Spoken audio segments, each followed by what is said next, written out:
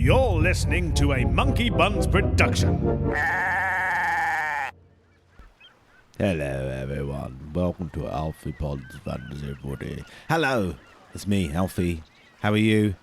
Thanks for tuning in. Welcome to Will I Beat Magnus, the FPL podcast that I do. I was hoping to put this podcast out yesterday, but I went out Tuesday night, and yesterday I managed to get some editing done, but speaking was not good. I mean, I felt rough, guys. I felt rough. That's all I can say. Apologies. Was not match fit, but here I am now in the morning. I probably sound awful as well, but that is live. Live. Anyway, yeah, so Will I Beat Magnus back with Will and Matt and Yordi. Yordi, because he had to call his coach or something, won't be joining us till the second half. But that's all good, it's all gravy. I've got some videos to post of Yordi, actually, scoring a penalty. Sort of kind of in the lines of Jorginho. But I'll see if I can get my hands on that and post that onto Twitter. Today's show, shall I stop talking? Should we just get on with it? I mean, what we're going to do, we're going to start off with picking through the pieces of my game week 4.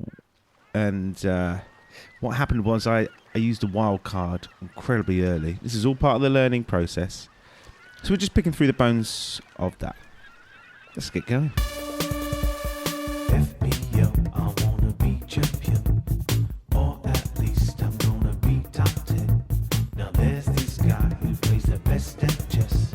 If I beat him, that's relative success. Take it down now! Will I beat Magnus?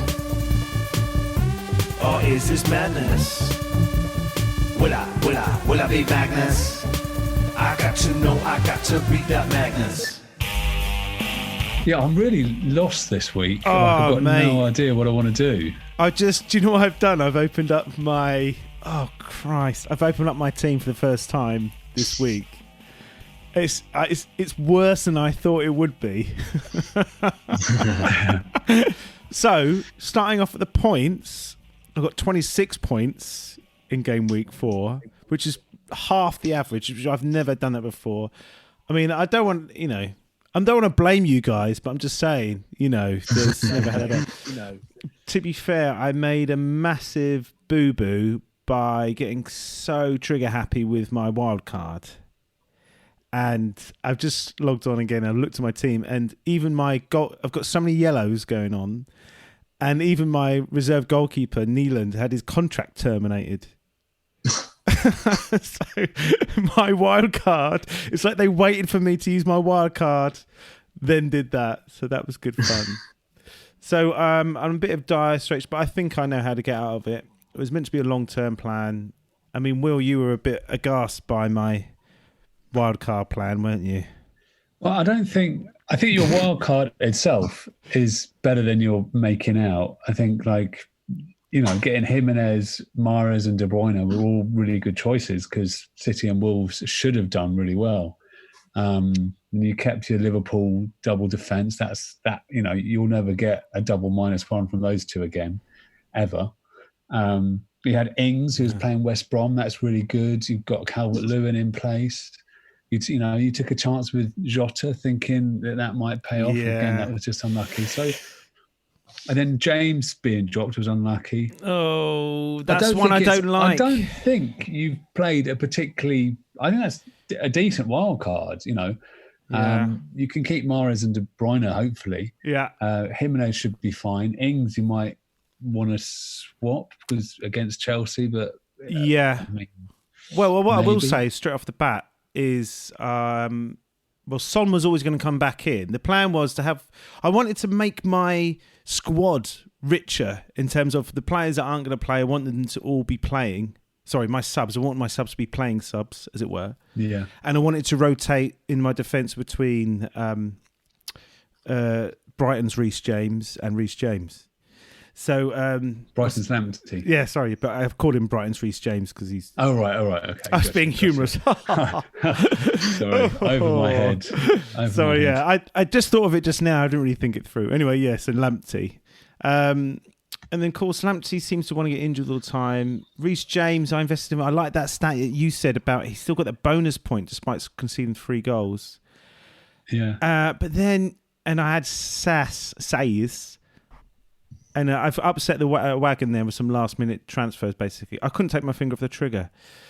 But Son's going to come in, and I might take a hit on Kane. Right? You like Kane, don't you, Matt? Look at that nodding your head. Spurs at the moment I'm really keen on. I'm kind of interested how Bale will impact them if, you know, he'll change things around to accommodate Bale, or, you know, if the team will change to suit Bale, if Bale will have to just change to suit the team. Well, the way I saw it, I don't know if you agree with this, Will, but you obviously have more Spurs intel than I do, but the way I see Jose setting up his side is the 4-2-3-1, essentially. Well, you know, it's fluid, but it's 4-2-3-1 essentially with an attacking midfielder behind Kane. Yeah. And I was thinking that attacking spot was going to be reserved for Bale, but then you got Lo Celso who could play there, and obviously Ndombele. Yeah. So he could push Bale to the right. What do you think, mate? What do you think? I can see Bale starting on the right and cutting in and using his left foot. He doesn't really ever seem to use his right foot for much, apart from standing on it. So I think that probably works. I think it's interesting. Alistair Gold was talking about his ideal Spurs lineup, and I sort of agree with it. He had Højbjerg with Ndombele and Lo Celso if you were going to go attacking. Although you might see Højbjerg and Winks who are more defensive minded, but Lo Celso's played that deeper midfield role certainly at the start of Project Restart. So you could certainly see Lo Celso dropping back, and then Ndombele being the more attacking player. It will depend on the opposition as well, but honestly, saying Kane and Son and is Bale that your nickname for the duo? Saying I don't know. I just come up with just a slip of the tongue. But that is some attacking trio. That'll you know, if Bale is still Bale and he still has a bit of speed and he still has a bit of quality finishing, then that's great. If he's not, then he's just going to be a pain, and he'll upset the apple cart and imbalance the team. But so then that'll then present Jose with a tricky decision to make. Jose, come on, Jose. God. Edit all of this, please. No, I mean, for a language guy, you're a language guy. You got the languages, and yet, you know, you do that. It's shocking, really. I do. It's force of habit from years. I just call him John anyway. He calls Gareth Southgate Gary Southgate, so, you know, it works both ways. You know. And he said in an interview he was apologising for calling Gareth Southgate Gary. He said it's all right, he can call me John, so maybe just call them John and Gary, and that's yeah. Anyway, if Bale plays remotely well and is like sharp and looks good, then, you know, we've got a really great team. I mean, Son and Kane on their own, I mean, they look like capable of winning any league, don't they, those two? You fancy a bit of Ndombele then, Matt? What do you know his price, by the way? Do you know his price? I guess 5 million, but I have no idea. Really no idea. I could have looked, but I didn't. Yeah. No, but look, I like him as a player in the Spurs team. Just as an FPL asset, no. You know, I'll stick to my 4.5 million Basuma, who, you know, gets really, really nice long range goals every now and then. Yeah, 5.9 million in Ndombele. Yeah, same as Lamela. See, that was the issue I had with your wild card. It wasn't that I feel you did a bad wild card. It was that your team was fine before the wild card. And I think you could have saved it and made better use of it. Basically, it's as a rule, I wouldn't play your wild card if your team's in fairly decent shape. No, I was just quite excited, Will. Criticism about it. Yeah. I've basically... And I think that's also, and that's true, and that's also, like, you as an FPL manager, that's also your good point, is that you're, you know, bold and impulsive. I mean, you know, doing Rodriguez and DCL and Dina the week before was a stunning move that, you know, you've got to be impulsive and bold to do something like that. But then that's the plus side, and the negative side is playing the wild card we don't really need to. You just explained me on a football pitch as well. That's how I play. But yeah, I think what I've learned, and I have learned, this is all a learning process this season, of course, is that I'm not going to press any buttons I mean, but isn't the whole... but then again, this is the flip side, right? Because what I've learned from you guys before is that the price changes, so you've got to kind of make transfers early, otherwise you might lose a player like by 0.1 or something. Is that true, Matt? Yeah, well, I don't know if we're still in the early stages, if we know I haven't really been following the price change sites as much this season, so I don't know how accurate they are, if they've nailed down the algorithm at the moment. But everything seems like it's quite accurate. But yeah, I mean, like I made a transfer at the very start of the international break, which is a bit risky because, you know, there's a lot of games to be played. There's been players, you know, tested positive for COVID in various games who we don't know if they'll be back with their able to play for their clubs on time. So there's a lot of risky elements, even more so this year with COVID. So yeah, I mean, it's a hard one. I think because the games become so popular, and you know, there seems to be a lot more of a kind of a demographic that make early transfers more than previous years. So sometimes I think we feel a bit forced to either jump on the bandwagon or kind of risk being left behind, because at the start of the season, if a player goes up 0.1 million, essentially it's 0.5 million, because, you know, you can't really get that. You know, you have to really free up 0.5 as opposed to 0.1. So yeah, it kind of forces your hand a little bit at times. I didn't really feel that my transfer was forced. I knew I wanted Son. He was coming in regardless. I knew his price was going to be rising, so I just wanted to. I could afford him bang on. I couldn't afford him if his price rose. So, but I knew I wanted him. I said, look, if he gets injured, I have the wild card there that I can use to kind of bail me out of it, which I wouldn't want to use. But look, it was kind of a backup plan. But yeah, you know, I'm never a big fan of early transfers, especially if there's cup games midweek. You know, there could be suspensions, there could be injuries. You just don't know. Because KDB came back with a yellow, but I imagine that's just precaution, isn't it? Exactly. Yeah. Hopefully, but it's information as well. So it's like I waited and waited. That is a humble brag. Not even a humble brag. Bragging. I waited for Son. I was like, Son, what am I going to do with Son? And the more the week went on, the more it kind of became apparent that he might play. Are you talking leading into game week 4? You mean? I'm talking about just generally waiting for information before making transfers. Right. Okay. Because if you were feeling pressurised into making a transfer because of a price change, and if I was feeling that way, I probably would have moved early in the week and sold Son for Marx or something like that, or done a double transfer and got Sterling maybe. But by waiting, I managed to save a transfer, keep Son in my team, and get his points, and now have 2 transfers. That was a humble brag. You're right. There's nothing humble about it. It was very, and it was a really difficult decision not to sell him. I have to say, Will, you did really well in game week 4. I mean, you got 88 points, didn't you? You even kept Rodriguez. I mean, I think we were on the same line of thought when we talked about Rodriguez in the sense. I'm still on that line of thought. Like the previous match. I mean, to be fair, that Brighton game, which I did watch, I watched it live in the pub. I mean, we can't legislate for Alex Iwobi turning into Roberto Baggio all of a sudden. I mean, I was moaning about him in the pub how rubbish he is, and then he does a really nice assist, like nice turn, and sets up a nice goal. And then obviously, I mean, I think both Rodriguez goals, I don't think that's going to be a common thing. I think they were just one of those things in a game. Richarlison wasn't on the pitch. Maybe that would have made a difference. Maybe he was taking up positions he wouldn't have done. When I thought, because leading into that game week, what really made my mind up was the fact that Richarlison was going to be injured or looking to be injured, and I thought that might upset the apple cart somewhat. Even one, because you kind of feel with that Everton team, if just one cog falls away, the whole process could fall. But apparently not. I mean, Richarlison went off, didn't he? And like I said, Iwobi came on and turned into Roberto Baggio, so that's quite good. But yeah, you did really well.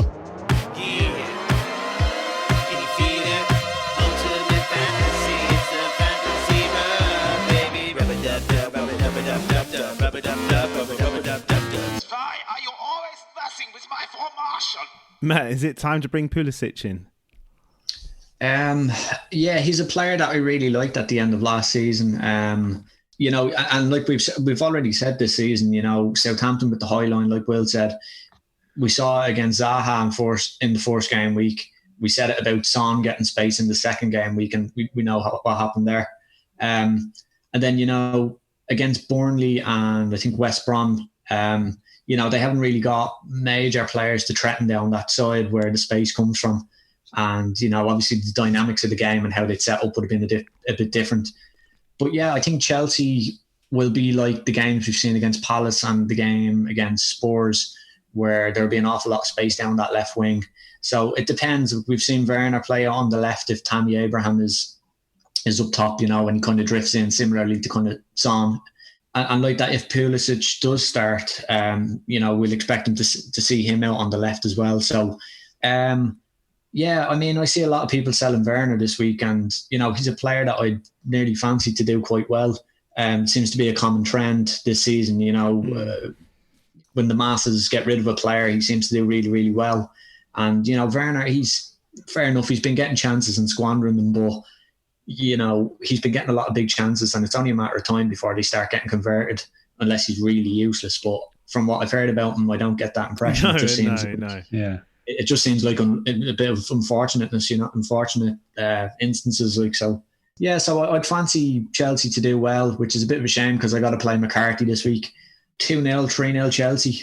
Be interesting to see if Southampton can score. So see if what Chelsea defence shows up. Well, you've got Che Adams in your team, haven't you?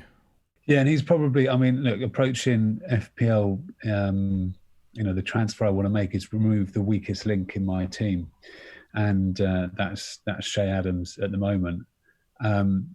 Sort of slightly depends, you know, there's two spanners being thrown in the works with Doherty, which I kind of expected him not to start against Man United for Spurs.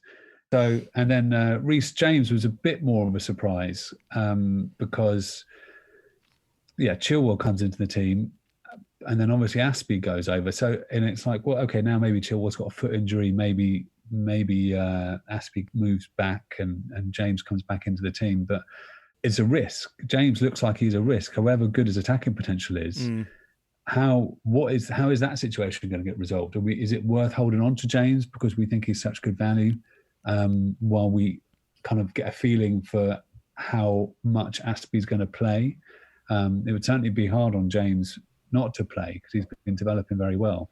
But who knows? So anyway, those are the three risks in my team. I think Che Adams has got to go because I just don't. You just watch him. He gets into good positions. He doesn't quite seem to have that belief that he's going to score when he hits the ball. I mean, there was that great chance in game week 1 saved by Giatta at Crystal Palace, when everything else has been kind of a bit rubbish since then. And Southampton's fixtures aren't great. And it also makes me doubt McCarthy slightly. I was actually thinking about one of my moves. I was thinking maybe I do McCarthy to Meslier or Martinez. Maybe that would be a good idea because Chelsea, Everton, Aston Villa, the next three, they're all goal-scoring teams. And Newcastle been finding the back of it. And then Wolves, if they can find some form, could be good. So it's not a great run for Southampton. Hello, my friends. Hello. Hi, it's No Diamond. It's not No Diamond. Ha, fooled you. It's me, Alfie, just interrupting my own podcast. But yes, I hope you're enjoying it so far. We, of course, touched upon Pulisic in that, and the Pulisic seed is really growing in my head, I have to say. I mean, if he comes straight into that team and at that price starts banging in some goals or maybe get some assists, who knows? But it's a Chelsea player, and every time I seem to pick a Chelsea player, it never seems to go right. Ever. And you never know with Frank, do you? I don't know what I think about Frank these days. But, as you might hear later on, we'll suggest that he doesn't really change a winning side. So that's something else to look out for. And, of course, exercising patience, as I must learn, and good advice from Will there earlier. So let's get back. Always a pleasure to speak to Matt and Will. And Geordie, what am I doing? Jordi will be joining us, and we're going to start talking about Everton and Liverpool. Fancy surprise? Maybe. Right, let's look through some fixtures. Everton-Liverpool, lads. Everton-Liverpool. Liverpool are going to lose to Everton? No? Yes? I mean, it's at Goodison, but does that really make a difference these days? Who's going to win? Matt, I can see you chomping at the bit to get on this. I think Everton are going to take points, whether it's 1 or 3. I mean, geez, Liverpool are at a really vulnerable stage, and we haven't seen this in a long, long time, you know. I know it was a bit of an anomaly game, you know, 3 deflected goals by Villa, but I mean, Villa convincingly deserved to win the game, let's be fair. Yeah, we haven't seen Liverpool this shaky in a long, long time, and Everton are top of the table. How much more confidence do you need in the squad, you know? Everton 3-1 wouldn't surprise me at all. Are you joking? Have you seen what I posted today? Have you seen? I didn't. Well, I finished doing the Das Boot Room podcast, which is the draft one. And one of my guests, Tommy Gunn, or Ryder is known, he's very bold with his predictions. Okay. And he's bold every week. And more often than not, he gets them wrong, but he comes back, he's just as bold.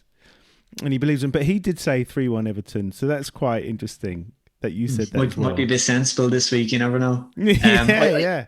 I think both teams will score for sure. You know, I don't think either team is going to be... Well, I mean, thinking about, you know, Everton are top of the table, you know, it wouldn't be the end of the world if they lost to Liverpool. So maybe they will be a bit passive coming into the game. But, you know, they've been shown, I mean, their strength at the moment this season is, you know, attacking and creating chances and showing that bit of flair that they have now that James is there. You know, they've got Richarlison playing well. It's a hard one to call, but on paper, you know, I'd see Everton taking points. The counterpoint for Liverpool is Mane's back, and he presses so well from the front. And the way the system Liverpool play, they need to have their forwards, they need to have their midfields pressing well. So if you're going to play a high line, you've got to have pressure on the ball high up the pitch. And Mane does that perfectly. So he's coming back in. They'll, you know, Jurgen Klopp will give them a right kick up the backside, and I think they'll go out and beat Everton. I'm sort of predicting 3-1 Liverpool. Oh, okay. It'll be an interesting matchup because Mane has had that bit of time off now, so you know he should be fresh in theory. And likewise, Coleman wasn't called up to international duty, so you know that'll be an interesting matchup to see the left winger against the right back and who comes out on top. Maybe there's a shout that Liverpool will never recover from this, and it will just be all downhill. That'll be it. That'd be quite beautiful to watch, wouldn't it? Jordi, how are you? I'm fine, thank you. How are you guys? Did you play last weekend? No, we were already, I say that, our game was already cancelled because our opponent had 7 players with Corona. Oh. So, and in our league, you can see the differences between some teams have played 6 games, some teams have played 3 or 4. Yeah, you can see which teams have players with Corona because they have played less games. now it all stops. So statistical insight. So speaking of Corona, check this out for a segue. Speaking of Corona, Mane had Corona, but he's back for Liverpool against Everton. How do you think Everton and Liverpool will get on? I guess it's a tricky game. It will be a tricky game, but yeah, I don't think it will be a 0-0 like it has been, I think, 2 out of 3 times, last 3 league games or so. I think historically it's nearly always 1-0 or 0-0, isn't it? Yeah. Well, only the cup games are pretty much goal fests, I think. But it's hard to call. Like every game is hard to call. It's more or less a cliche to say, but. Well, Matt thinks Everton will win. I said I wouldn't be surprised by 3-1 Everton. Oh, he's always got a fence right by him he can just sit on. I don't think Liverpool will win. That's what. Yeah, I think Everton are going to get points, whether it's 1 or 3. I'm not sure. Yeah, but, yeah. Their home support, all the supporters. So. Okay, let's move on to another fixture then. Man City Arsenal. De Bruyne has got a yellow to his name, but I think that's just precaution, as we said before. No, I just read about something about him. Oh, really? He needs to play with an injection if he wants to play, and he has already said himself, but that's just from a source from, I don't know, from around the club, that he doesn't want to do that. Is this the same source that said that Saiss was going to be dropped for Wolves? I think that was from a source from Wolverhampton, not from Man City. So Good answer. So how do you see this one going then, Jordi? Man City, Arsenal. Arsenal have been dicked by City before, but very different side these days, very organised. Well, they won their last game, I think, in the FA Cup or the League Cup? That's right. Although City were the better team, of course, and Arsenal, made the second goal the counter attack. I remember that, and the first one was a brilliant goal from Aubameyang, I think. That's right. So I think City will win. Not that easy, of course, but I can still see them score 2 or 3 goals. If they are without Kevin De Bruyne, I think it's a 50-50. I think Pep will have one of those strikers back, one of Jesus or Aguero, but I don't think he will tell us. Yeah, I think Jesus is meant to be back, isn't he? I mean, they look a very different side without a striker. Yeah. I mean, Will, did you see the Leeds game? Yeah, great game. Got a bit emotional there, mate. I've just unspoken for a while. I think I have already passed my cold through to Will. I do have a little bit of a cold.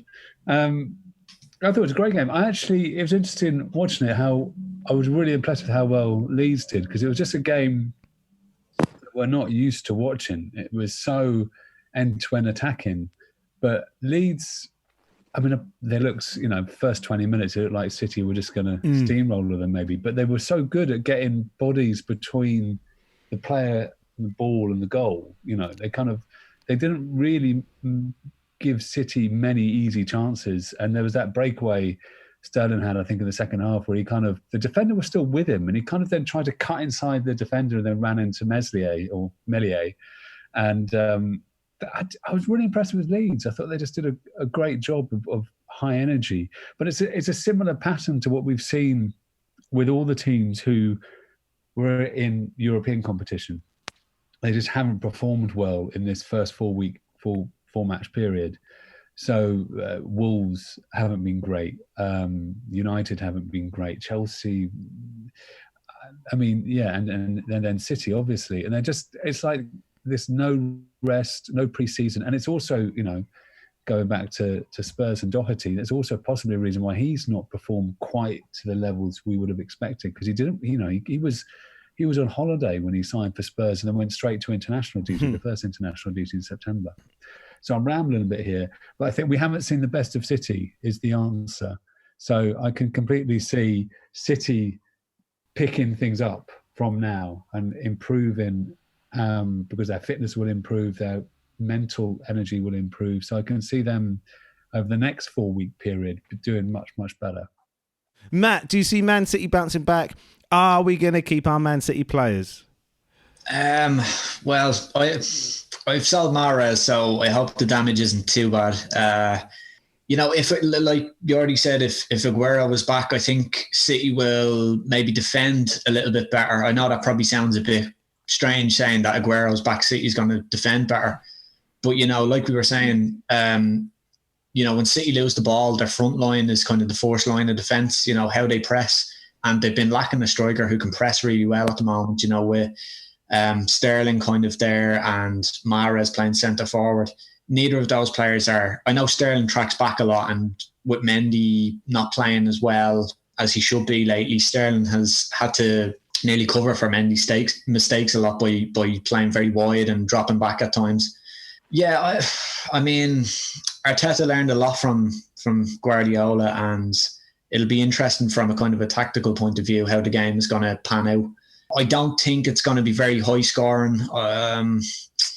If De Bruyne is out, it'll be interesting to see how many chances City can create without him. We know that they've struggled in the past when he's been unavailable for games.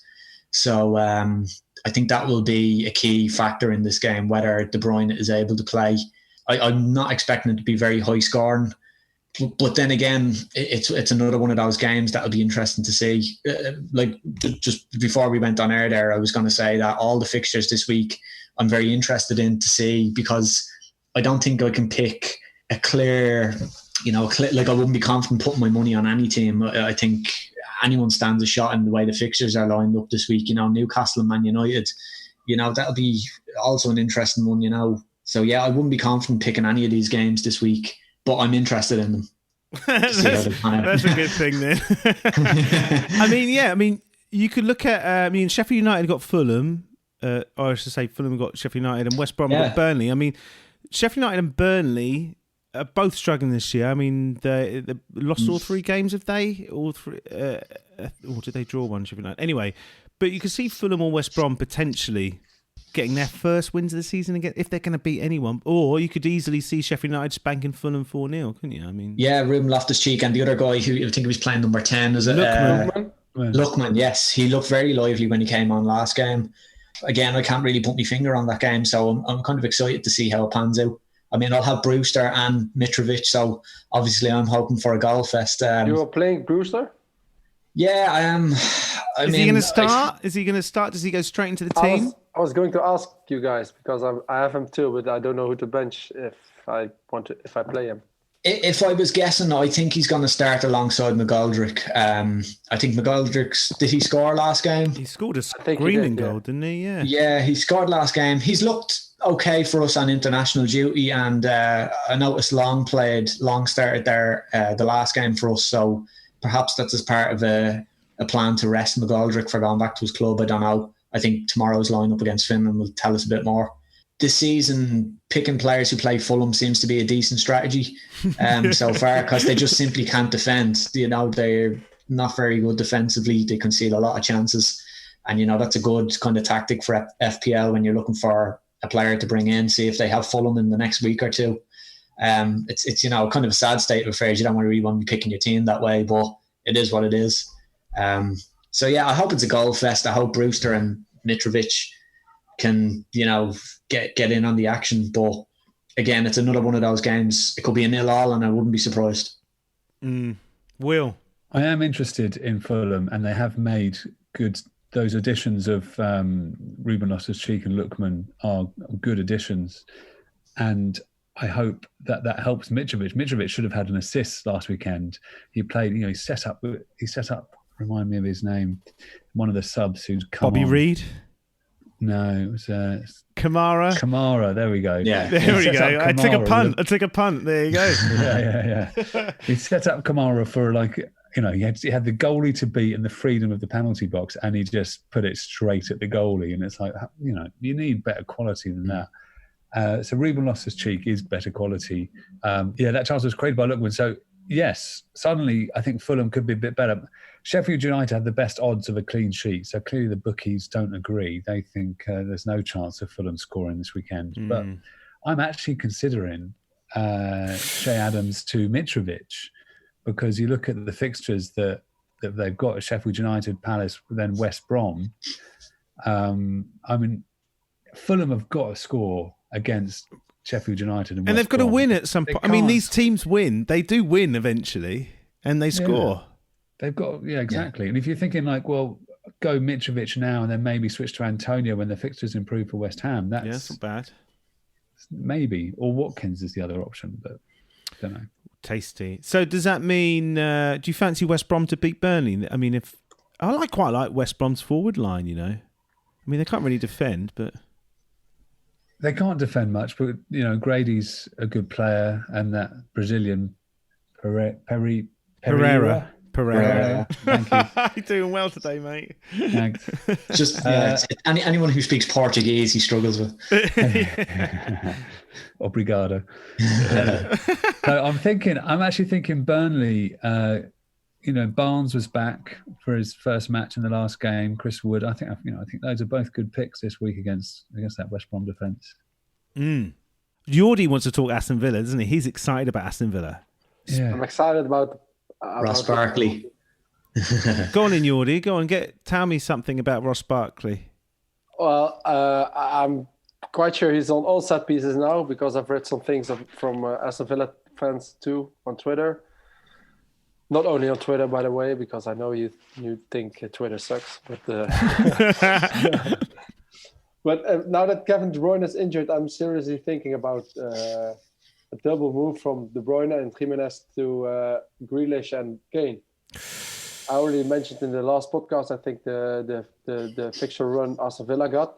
That's from game week 6, no? Yeah, it's from game week 6. But I don't think Leicester away is such a horrible fixture to have when you are already going to pick one of the players. So if Barkley enables me the Kane pick, then I'm not too scared of this fixture this week. But I still need to think about it because, De Bruyne might be 50-50 and I still got Brewster, so I can play Brewster and maybe bench De Bruyne for this week.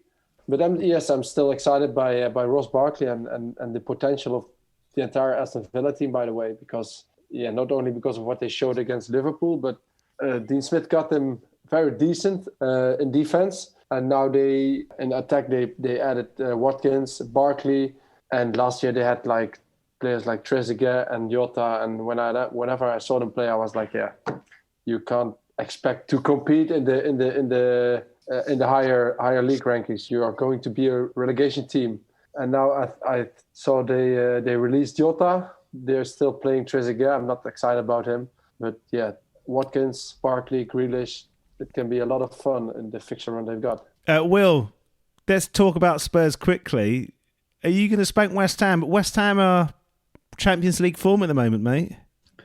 Yeah, West Ham are playing well. They've got a really tightened up in defence. And this isn't just, they had obviously the opening game week against Newcastle was a bit of a blip. But as I say, I think we were talking about at the time, we thought maybe things weren't quite right in the camp at that point, and people, Noble had been upset with the sale of Diangana. Yeah, I think West Ham are a tough. In short, I think West Ham are a tough opposition. I don't think it's an easy fixture for Spurs. Spurs look great, but West Ham are better than Man United. That's true. So who are you captaining this week then? At the moment, I have Son as my captain, Kane as my vice, but that could swap around. But so definitely one of Son or Kane for me at the moment. Definitely a Spurs player. Definitely Spurs. I'm inclined to agree with you, actually. Jordi, who are you captaining? Kevin De Bruyne was actually my captain, but now not anymore. I think I'm leaning towards Son as well. Maybe Salah, but I don't think there's a standout pick this week. Well, if there is, it's what Matt says. It's a Spurs pick. But we've discussed that. West Ham aren't poor. They are in good form, and it's hard to call. So who are you captaining in, Will? Who are you captaining? At the moment, it's on Salah. You've done that quite a bit this season, haven't you? Yeah. Because I'm still annoyed at game week 1. Like the fact that I meant to captain Salah in game week 1, and I was, oh God, it's half an hour earlier, and I was still on Werner, and I've lost 15 points, and I'll never get those 15 points back. But at least if I, keep captaining Salah, I'll feel a bit better. And I think Liverpool will react. I think Mane back will make a difference for them. And obviously Salah can still do well even when they lose 7-2. So it's not like he's a bad pick, and he's playing against Pickford. So, Will, would it annoy you if I said I think Werner could be a really cheeky captaincy punt this week? No, it crossed my mind as well. Has crossed my mind. I'd like to get some more. I don't know how he's done over the international break, so I'd want to see, has he been playing for Germany? Has he done well? I know there's I don't think he has. No, he hasn't, no. So he should be fresh, is that what we're saying? Yeah. Or is he ill? That's what I meant. don't know. But Southampton are a good side, right? They're a good side. I'm just thinking if they're playing that high line again, and we've seen players from that kind of left wing spot exploit the space, like we saw Zaha game week 1, Son in game week 2. So whoever starts out on the left, I mean, if Abraham starts again, if Abraham starts again, maybe Werner might be pushed out wide. But Pulisic looks likely to start. I mean, he got minutes off the bench, I think, in their last game. And he doesn't like to change a winning team, does he, Lampard? I know there's been an international break, but I wonder how much he'll stick to the lineup. That's my concern. That's my concern with Mason Mount. So, I don't know if he played just an unchanged side. I don't know. But that would be stupid if he didn't change that side. I mean, get Ziyech in, get Pulisic in. What are you doing? Get Tammy Abraham out. Christ. Yeah. 50p head. So I mean, he plays the position well, but he might as well have no limbs. No arms is good in this day and age in football. Exactly, yeah. there we have it. Another fantastic showing from the boys. Plenty of discussion points. Loads and loads and loads. I mean, I don't know about you, but I looked at my team. These are strange times. I have so many yellows. So many yellows. I'm struggling to put a side out. I've just made a transfer. Breaking news. I got rid of KDB. I know. But I brought Son in. And yes, his price had gone up. Finally, on the day that I purchased him, it was fine yesterday, but it's gone up to 9.1, which was expected. But then you got to think of the philosophy of, well, at 9.1, that's a good price for a player who's possibly going to have the best season of his Premier League career. That's how I'm seeing it. Okay, so great value. Don't worry about that 0.1. And the other thing I'm thinking, Jordi seems quite sold on Villa. Maybe not for this game week, but like he says, Leicester, they can still do stuff, but going forward. So I might bring in either Grealish or Barkley. Maybe Grealish, because I just think he's brilliant. I think he's massively underrated. But I'm going to hold off on that one.